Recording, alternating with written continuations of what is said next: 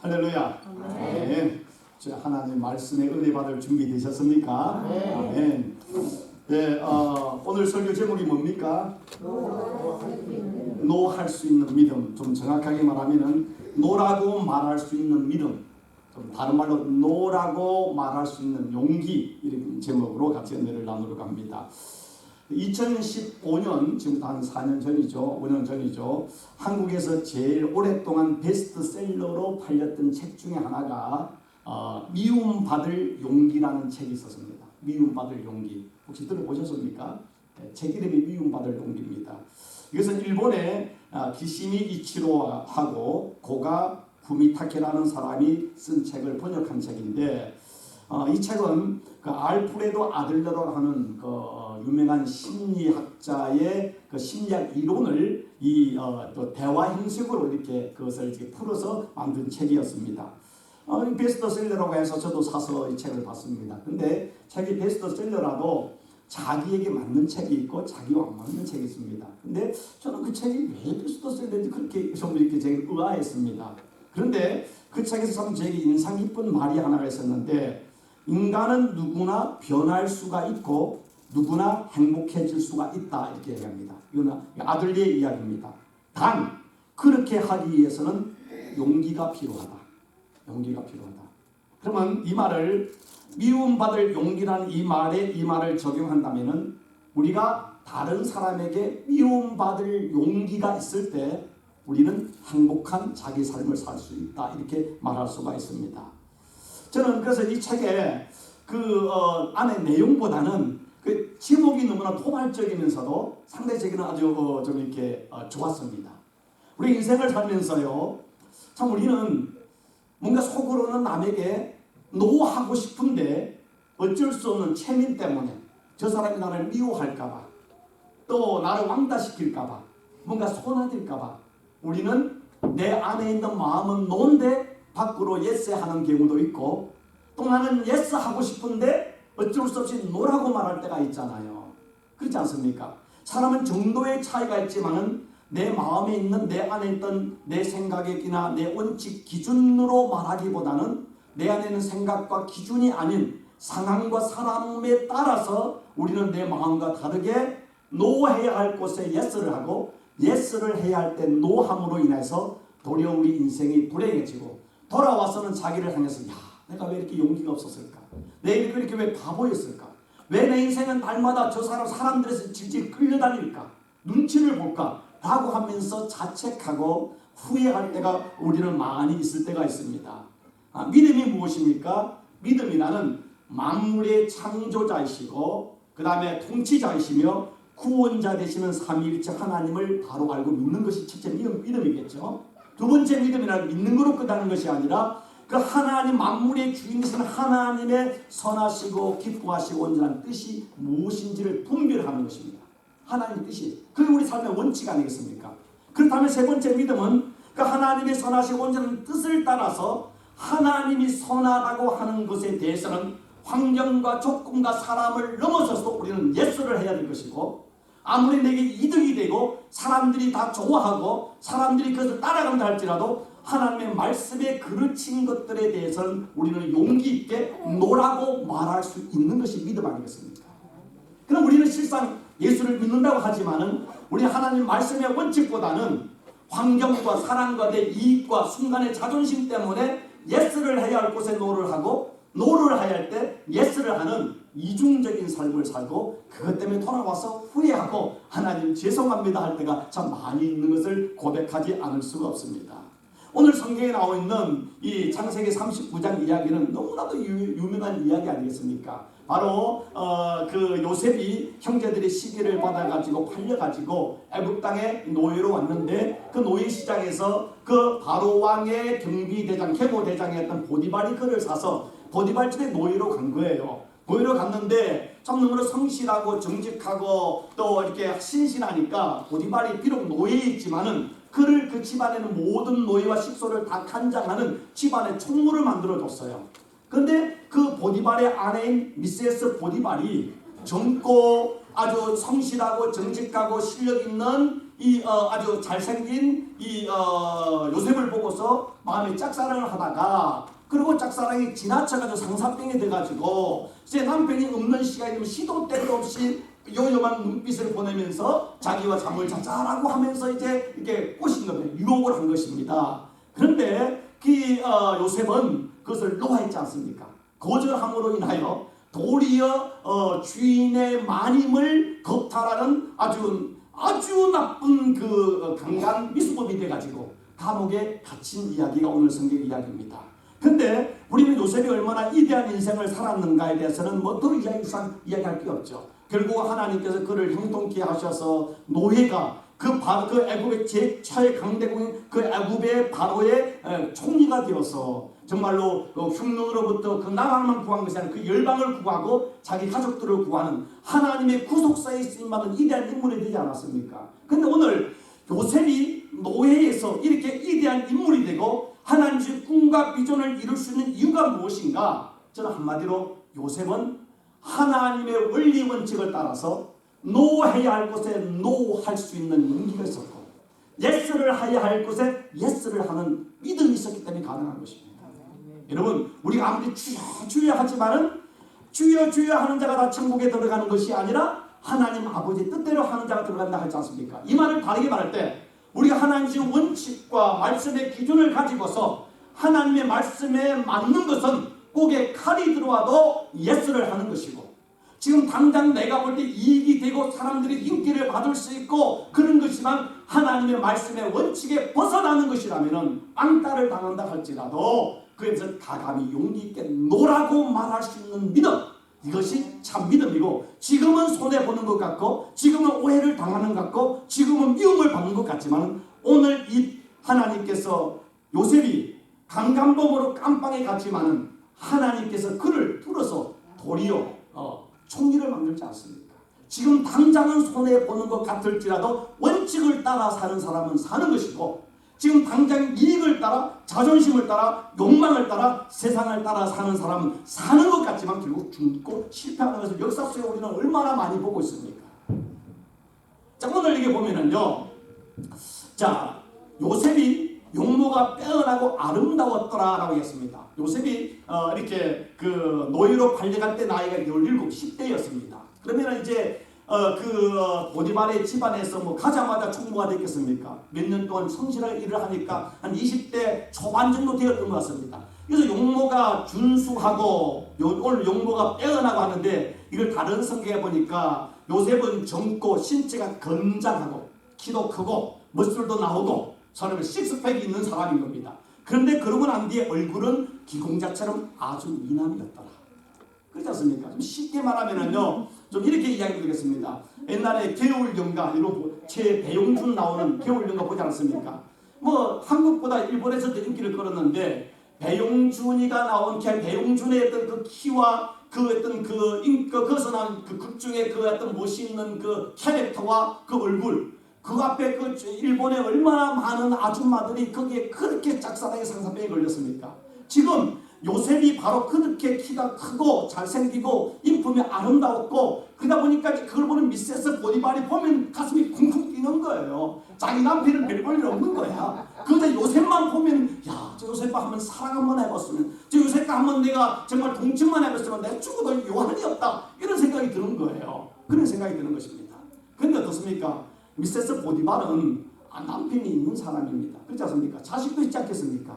그런데 마음에 멋있는 남자를 보고 마음이 심쿵하는 건 누구나 할 수 있어요. 여러분 TV를 보고 나면 유명하고 아름다운 멋있게 생긴 영화 배우나 탤런트를 봤는데 마음이 전혀 동하지 않는다. 정신병원 가보셔야 됩니다. 네. 목사님 저도 보면 참 멋있어요. 남자를 봐도 야, 참 멋있다. 야, 뭐 저만큼은 아닐지라도. 네. 그렇지만 여자들 보면 참 멋있는 거 보면 야, 아름답다 라고 하지만 그것까지는 정상인간이었습니까? 그렇다고 제가 뭐 짐을 싸가지고 한국을 가면 문제 있는 거 아니겠습니까? 지금 아름다운 건 좋지만은, 그런데 미세스 보디발은 지금 그 감정이 있을 때 무엇이 그가를 자기 되게 하는 겁니까? 비록 감정이 있을지라도 나는 남편이 있다, 나는 자식이 있는 엄마다, 그리고 나는 이 집의 주인이다. 그렇기 때문에 그 감정이 있을지라도 자기는 그 감정에 대해서 노라고 말할 수 있을 때 인격이고 성품이고 그 인생이 되는 것입니다. 근데 미세스 보디발은 그 마음대로 노해야 할 때 예스를 한 거 아닙니까? 사랑하자, 동침하자, 한번 즐기자 라고 이야기를 하는 것입니다. 그걸 다른 말 성경에 말할 때 유혹의 욕심을 따라 썩어져가는 구습을 따르는 이 사람인 것입니다. 세상 사람들은요 겉으로 고상해 보이고 이 미세스 보디발이 뭐 그 집안 계모 대장의 마니니까 얼마나 대단하겠습니까? 뭐 산의 진미를 먹고 맛있는 포도주를 마시고 옷도 비단 옷을 입고 우아하게 걷고 있지만 겉으로는 우아해 보이지만 자신의 욕망을 따라 살아가는 해칠한 무덤인 것이죠. 해칠한 무덤인 것입니다.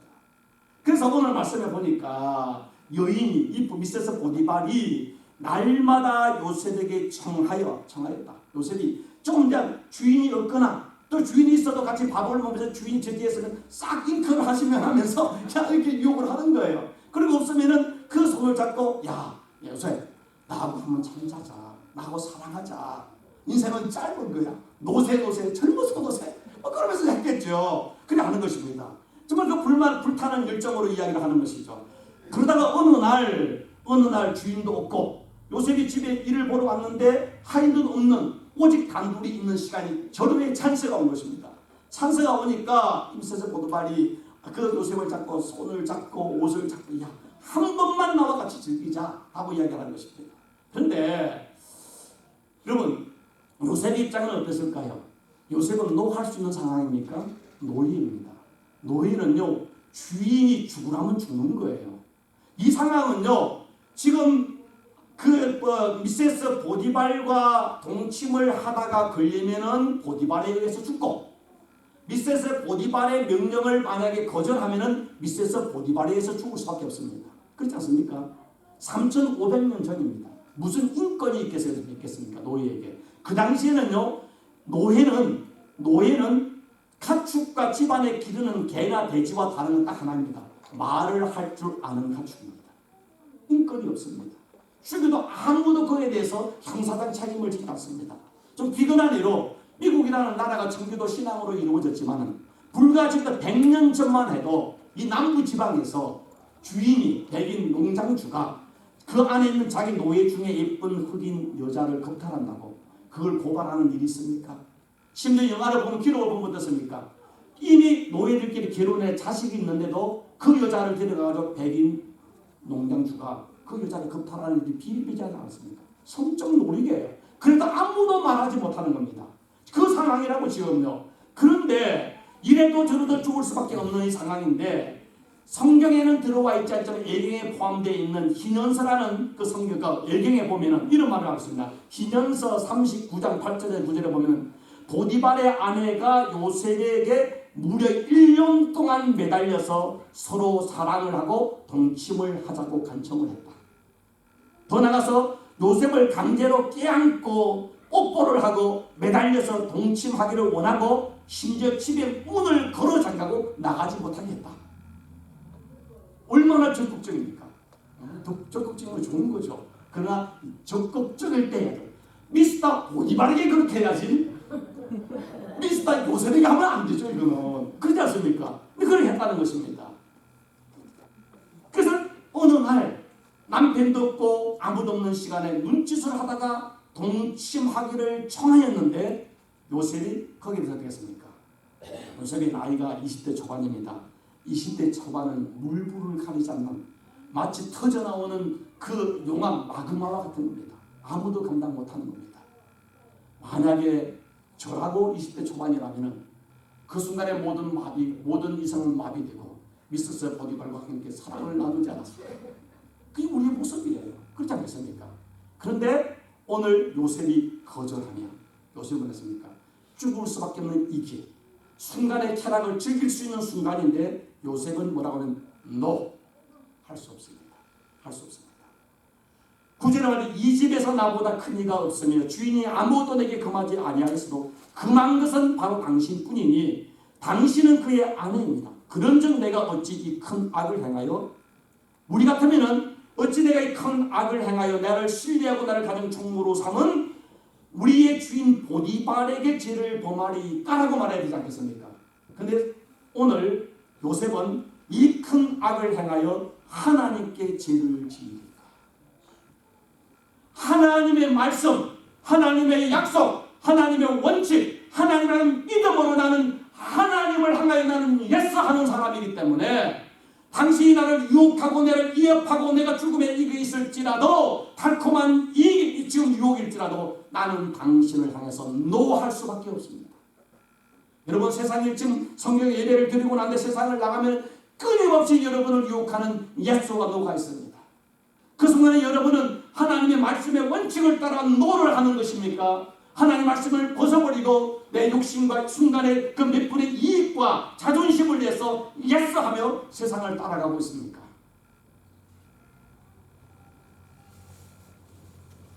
기면서에 이어서 이렇게 얘기했습니다. 심지어 집의 문을 걸어 잠그고 그에게 매달렸다. 요셉에게. 하지만 요셉은 자기 옷을 벗어버리고 문을 부수고 밖으로 도망쳤다. 문을 부수고 내가 하나님을 향해 예스하기 위해서 나는 당신에게 노할 수밖에 없습니다. 근데요, 12족장의 유언이라는 그 어떤 또 다른 그 어떤 다큐멘터리에 보면은 요셉이 유언이 나오는데 그가 이렇게 이야기했습니다. 그 이집트 여인이 얼마나 자주 나를 죽이겠다고 이어댔는가. 내가 그녀와 동침하는 걸 거부했을 때 그녀는 내 말대로 하면 나의 주인이 될 것이며 내 집의 모든 것의 주인이 될 것이다. 저는 성경에 정확하게 미세스 보디발에 대해서 말을 하고 있는 게 없는데, 여러분 경호 대장이면 대단하지 않습니까? 왕의 경호 대장. 근데 아마도 미세스 보디발은 경호 대장보다 더 가문이 좋은 집 같아요. 아마도 그 바로 왕의 어떤 그 왕족 중에 공주였을 가능성도 있을 것 같아요. 그러니까 이 말로 말하면은 네가 좋다만 하면은 내 저 보디발 내 남편 내가 이혼하고 너가 결혼할게. 그럼 이 모든 건세와 복이 다 내 거 될 수 있어. 하고 지금 유혹을 하고 있는 것입니다. 이 모든 것이 내 것이 될 것이다. 내가 그것을 거절하고 감옥에 갇힌 후에도 그녀는 내게 사람을 보내 내 욕구를 채워주겠다고 동의만 하면 너를 감옥에서 풀어주고 흑암에서 구해주겠다고 그는 나를 유혹했다. 그러나 나는 마음으로조차도 그녀를 범하지 아니했고 여호와께서 나를 그의 유혹에서 보호해 주셨다. 여러분, 목사이지만 저도요, 참 그래도 하나님의 은혜 가운데 목사로 지금까지 살아오면서 수많은 유혹과 갈등이 있었지만은 그냥 넘어지지 않고 지금까지 온 게 저는 너무 그 은혜고 감사해요. 저는 나이가 들면서 힘이 빠지는 게 감사가 뭐냐면은 더 이상 그런 유혹으로부터 저 자신이 더 자유스러워 줄 수 있잖아요. 자유스러워 있잖아요. 근데 그게 좋은 거예요, 저는. 그게 좋은 거예요. 어떤 사람은 중년이 돼서 바람을 내피는 줄 아십니까? 여자나 남자나요? 중년이 되면은 젊은이도 아니고 노인네도 아니야. 근데 마음은 청춘이야. 사람들에게 나는 아직도 청춘이다. 난 아주 젊다. 난 아직 힘이 있다를 증명하고 싶어서 젊은 여자나 젊은 남자를 사랑을 하면서 나는 아직도 젊다라는 걸 증명하고 싶다는 겁니다. 그게 심리적인 겁니다. 심리적으로 그런 거는까지는 이해가 되는데 그렇다고 예스하고 그 길을 가는 놈은 망할 놈이죠. 망할 놈이죠. 그게 아니죠. 힘있고 돈 있다고 욕심대로 살아가 세상을 쾌락하는 예스를 하는 사람은 허탄하고 망령된 것을 따라 썩어져가는 구석을 쫓는 우리 성도 인생 아니겠습니까? 여러분, 성경에 보면 수많은 이야기들이 나오고 있습니다. 에서는요, 사냥하고 와서 배가 고팠습니다. 쌍둥이 동생 야곱이 팥죽을 끓이고 있으니까 팥죽 좀 달라. 공짜로 못 주겠습니다. 순간의 배고픔을 달래기 위해서 하나님의 약속인 그 장자권을 거절하고 팥죽을 사는 팥죽을 하는 예스를 하므로 그러나 영원토록 하나님께 버림받는 인생이 되었습니다. 아브라함은 100세에 하나님께서 자식을 줬는데 어느 날 하나님께서 마치 변덕쟁이처럼 내가 지시할 땅에 가서 제물로 드리려 할 때 그 아브라함 입장에서는 야 하나님 이렇게 할 수 있습니까? 이해가 됐겠습니까?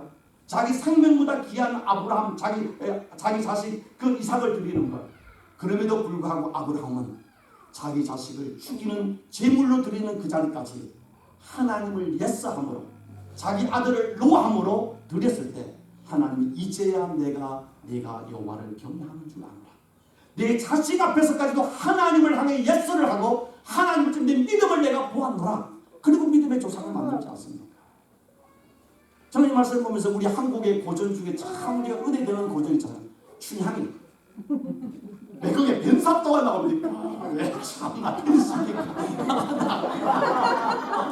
변사또가 얼마나 돈과 핍박을 가지고 유혹을 합니까? 보통 여자 같은 100이면 99명은 그 순간에 이몽룡은 몇 년째나 연락이 없으니까 당연히 변사또의 그 달콤한 그 금만지와 그 산의 진비에 알러브의 헌혈받게 된 당연히 않습니까? 감옥에 가더라도 자기의 사랑이 첫사랑인 그 몽룡을 향해서 예스 벤스타의 그 많은 유혹과 협박과 감옥에 가도 노하스몬을 인하여서 뭡니까? 마지막에 해피엔딩이 되지 않습니까? 이게 우리 주는 영적 의미가 있지 않습니까? 다니엘과 세 친구는 노예로 팔려 포로로 잡혀갔지만은 그 바벨론의 산의 진미와 맛있는 포도주가 있을 때 왜 그들은 먹고 싶지 않았겠습니까? 그들은 맛을 모르겠습니까? 그러나 우상에 바쳐진 그것에 우상의 제물이기 때문에 노하고 비록 채소를 먹지만 하나님을 예스를 하실 때 하나님의 지혜를 주시니까 그들을 높이고 그들을 통해 하나님의 역사를 이루어가지 않습니까?